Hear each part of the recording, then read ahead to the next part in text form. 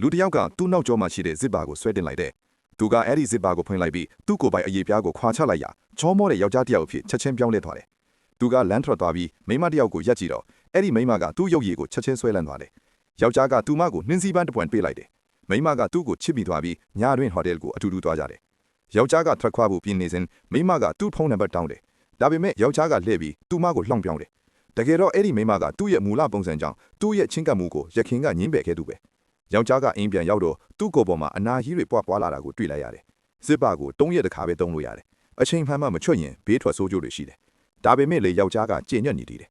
စာကြည့်တဲ့မှာသူကလောက်ပါတဲ့မိန်းကလေးတစ်ယောက်ကိုတီးပြီးချင်းကပ်ချင်တယ်ဒါပေမဲ့ဇစ်ပါတုံ့ချိန်မရောက်သေးဘူးယောက်ျားကတတိစုစည်းပြီးတွားနှုတ်ဆက်တယ်အာနာကသူ့ကိုမထီမဲမင်းမလုပ်ဘူးထိုင်ဖို့တောင်ဖိတ်တယ်ယောက်ျားကသူမကအခြားမိန်းမတွေနဲ့မတူဘူးလို့ထင်လို့ဖုန်းနံပါတ်တောင်းတယ်ဒါပေမဲ့အာနာကသူမမှာရီးစားရှိတယ်လို့ပြောပြီးထွက်သွားတယ်ယောက်ျားကဒါကသူ့ကိုညင်းပယ်ကိုစင်ကြေလို့ထင်လို့ဇစ်ပါကိုတက်ပြီးချောမောတယ်လို့အဖြစ်ပြောင်းလဲပြီးအာနာကိုပြန်ရှာတယ်ဒါပေမဲ့အာနာကသူ့ကိုလှစ်လူရှုပြီးလမ်းလျှောက်သွားတယ်ယောက်ျားကရှုပ်ထွေးသွားတယ်သူကအောက်ကိုကြည့်တော့ဆိုဖာပေါ်မှာအာနာနဲ့သူမရီးစားတဲ့ဓာတ်ပုံကိုတွေ့လိုက်ရတယ်နောက်တနေ့အာနာစာကြည့်လိုက်ကိုလာတော့ယောက်ျားကသူမရီးစားလို့အတိအကျပြောင်းလဲသွားတယ်အာနာကသူ့ကိုမြင်တော့တုံလုတ်သွားပြီးတင်းတင်းဖတ်လိုက်တယ်သူတို့စားတော့ဆိုင်ကိုအတူထွက်သွားကြတယ်ယောက်ျားကအောက်ကိုကြည့်တော့သူ့လက်မောင်းပေါ်ကအနာတွေကိုမြင်လိုက်ရတယ်သူ့အချင်းကုန်သွားပြီးတော့သူသိတယ်သူကအမြန်ထပ်ပြီးထပ်ခွာဖို့လုပ်တယ်ဒါပေမဲ့အန်နာကသူမသွားစေချင်ဘူးသူကသူမကိုဖက်ပြီး3ရက်အကြာမှပြန်တွေ့မယ်လို့ကတိပေးတယ်ဒါပေမဲ့အန်နာရဲ့မျက်လုံးတွေကရုတ်တရက်ပြောင်းလဲသွားတယ်ယောက်ျားကတခုခုမမှန်ဘူးလို့သိလိုက်ရပြီးကြမ်းပြုံတော့ပြုတ်လဲသွားတယ်အန်နာကဓာတ်တစ်လက်ကင်ထားတယ်သူမကအမြန်ရဲကိုခေါ်ပြီး